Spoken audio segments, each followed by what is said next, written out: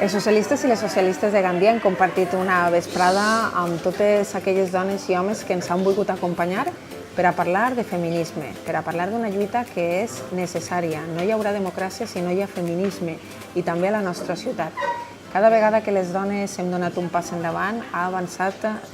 la humanitat, ha avançat la societat, perquè, en definitiva, les dones han de ser tractades no sols en la llei, sinó també en la realitat, igual que els homes.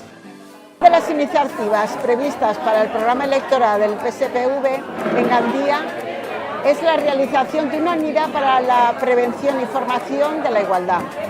En dicha unidad se va a realizar tratamientos psicológicos a aquellas personas que tengan dificultades de relación o de convivencia con la pareja, la familia o la sociedad en general. I és més necessari que mai acabar amb aquesta etapa política parlant d'igualtat, de feminisme i sobretot demanant a les dones i als homes que el proper dia 8 de març iscam als carrers, ens manifestem i demostrem que som més que aquells que se manifestaren en la plaça Colón el passat diumenge. I volem celebrar-ho de manera honesta com una festa, la festa de les dones, però en contundència, la mateixa contundència que gasten aquells que volen